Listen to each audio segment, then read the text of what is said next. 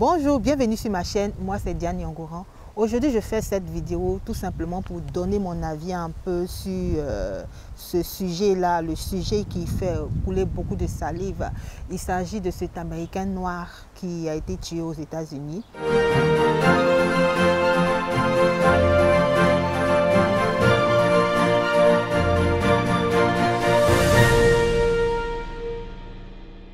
J'ai constaté sur les réseaux sociaux qu'il y a beaucoup de Noirs qui s'indignaient du fait que beaucoup d'autres Noirs ne réagissaient pas favorablement, c'est-à-dire ne voulaient pas s'impliquer dans cette révolte-là, dans ce combat-là, contre voilà, les Blancs, si on veut dire. Voilà pourquoi je fais cette vidéo. Vous voyez, nous sommes différents et nous avons une vision différente vis-à-vis des choses. Moi, je voulais ici donner mon avis. Parce que je pense que l'un n'est pas à la révolte en allant dans les rues pour assister. Voilà, parce qu'aujourd'hui on assiste à des scènes de violence. Je pense que l'un n'est pas à ça. On n'est pas forcément obligé pour pouvoir combattre, pour pouvoir gagner un combat, de procéder par la violence. Non, parce que pour moi, lorsqu'on procède par la violence, on n'est pas différent de celui même qui est injuste. On n'est pas différent même de celui même qui est venu nous causer ce tort-là. On n'est pas différent. Mon avis est que je suis indignée. Moi, je suis indignée. C'est vrai que je suis indignée du fait que les Noirs subissent à chaque fois des mauvais traitements venant des Blancs. Je suis indignée de ça parce que c'est une forme d'injustice. Moi, je suis indignée sur toutes les formes d'injustice qui peuvent exister. Les Blancs souvent sont injustes avec des Blancs. Des Asiatiques sont injustes avec des Asiatiques.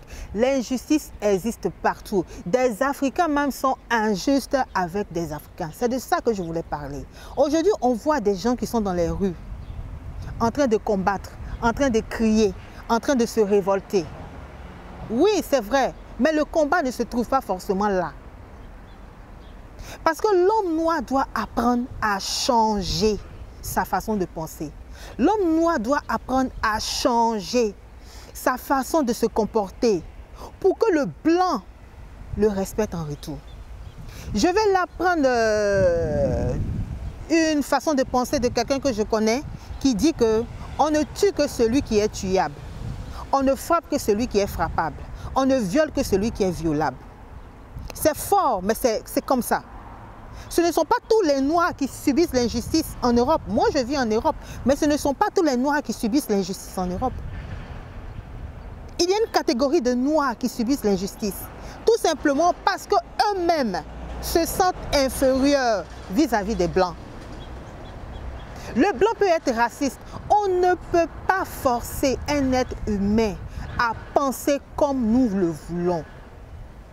On ne peut pas obliger les Blancs, les Européens à nous aimer. On ne peut pas les forcer à nous valoriser.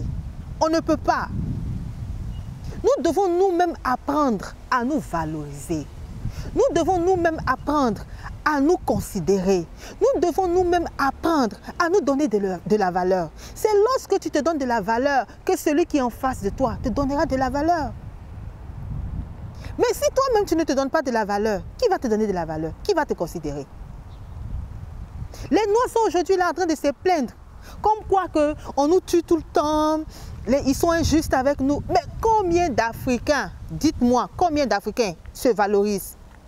Il y a combien d'Africains qui sont aujourd'hui dans les rues là, qui sont en train de se battre là, qui sont en train de se révolter là? Combien achètent les produits qui viennent de leurs frères noirs? Combien? Dites-moi combien. C'est là le combat. Quand on a envie de se développer, quand on a envie de changer les choses, il faut apprendre à boycotter l'autre. Si on a envie de voir l'Afrique se développer, il faut apprendre à valoriser ce que nous possédons.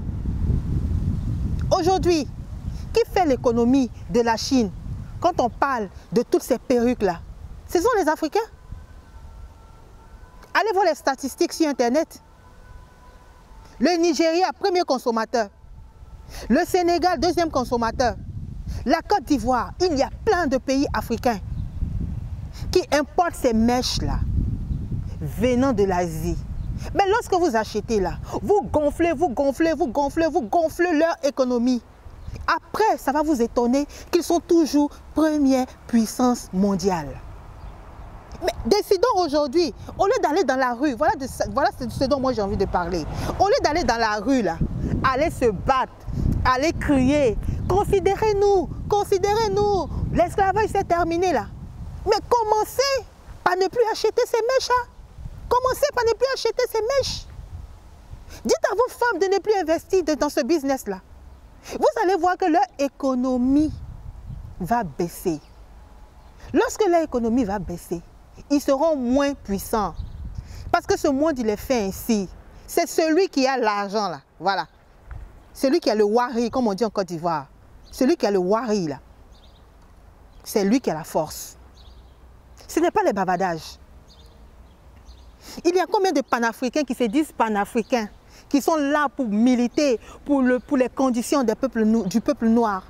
Mais combien aident les enfants en Afrique qui souffrent? Combien? Combien savent qu'il y a des petits enfants en Afrique qui n'ont même pas à manger?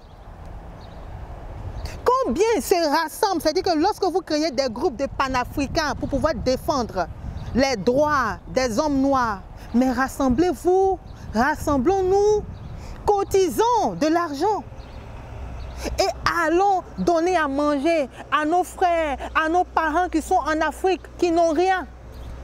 C'est ça le combat. C'est se comporter ainsi là qui va faire que l'autre, l'Occident va nous respecter, va nous donner de la valeur. C'est de ça que je veux vous parler. Les statues, tout ce que les gens écrivent sur les murs, tous ces statuts, ce sont des paroles en l'air. Lorsque vous finissez de faire ça, lorsque vous allez finir de vous révolter là, ça va changer quoi? C'est des bavardages, j'appelle ça des bavardages inutiles. Il est l'heure pour nous de passer à l'action. Passer à l'action, ce n'est pas forcément se lever, se rebeller, crier, se révolter, insulter, casser les choses. Ce n'est pas ça.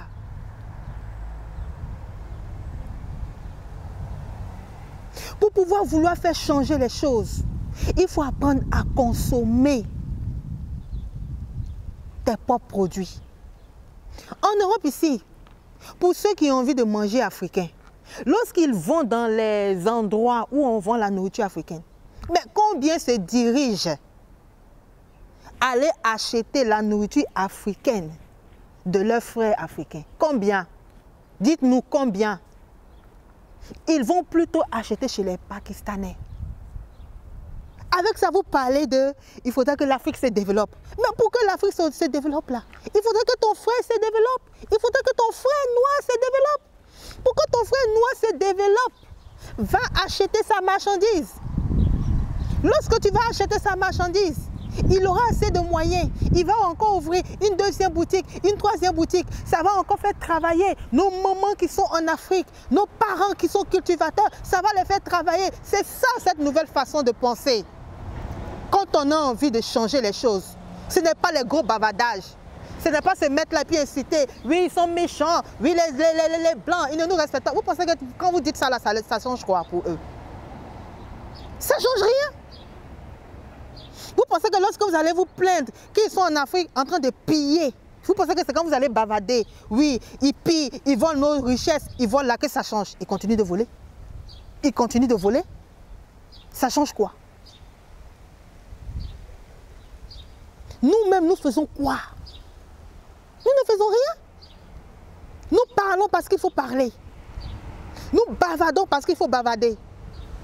Nous militons parce qu'on voit les autres militer. Tout le monde se lève, on suit pour aller militer. Je regardais tout dernièrement, je crois hier, j'ai regardé une vidéo sur Internet de mon pays, la Côte d'Ivoire.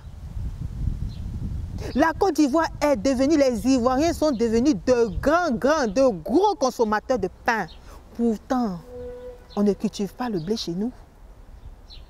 J'ai vu dans ce reportage-là des bateaux avec comme ça des kilos, des tonnes de farine qui venaient ici de la France. Mais parce que vous aimez manger le pain, vous aimez manger ce qui ne vient pas de chez vous. Ces Occidentaux-là sont en Afrique, en Côte d'Ivoire. Ils ont ouvert des boulangeries, standing, des boulangeries à l'image de l'Europe. Parce que tout le monde veut venir ici. Hein.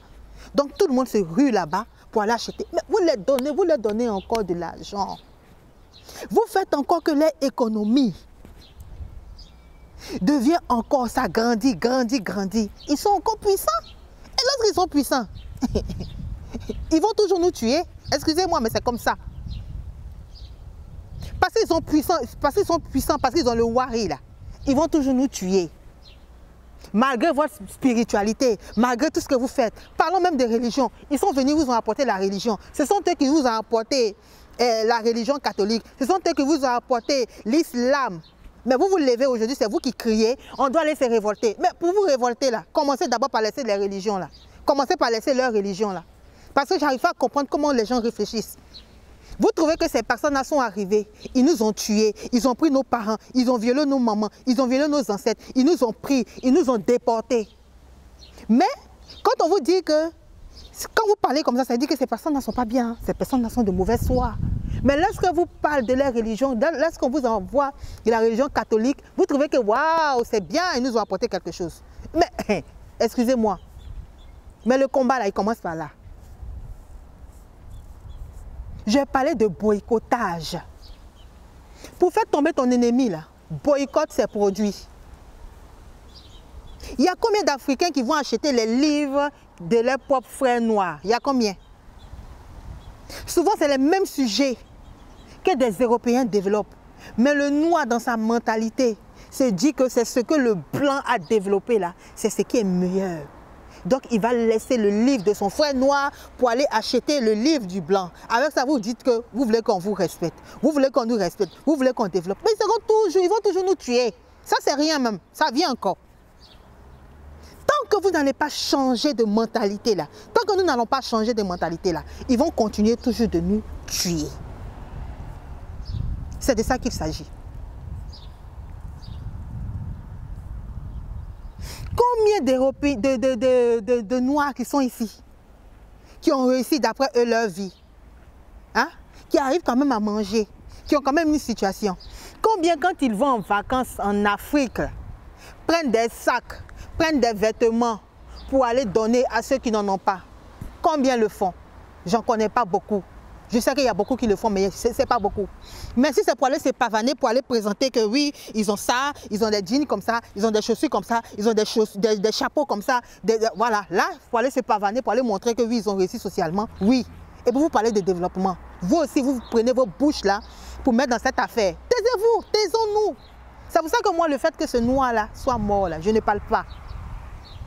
Je ne parle pas. Parce que je sais que je ne fais pas beaucoup de choses pour ma communauté. Quand je vais commencer à faire beaucoup de choses pour ma communauté, je pourrai parler. Mais vous ne faites rien pour apporter du bien à votre communauté. Vous pensez que c'est le bavardage? Vous pensez que c'est ça soit là bavarder, dire aux gens, révoltez-vous, réveil de conscience, éveil de conscience. Vous pensez que c'est ça qui fait changer les choses? Les gens ont besoin d'action.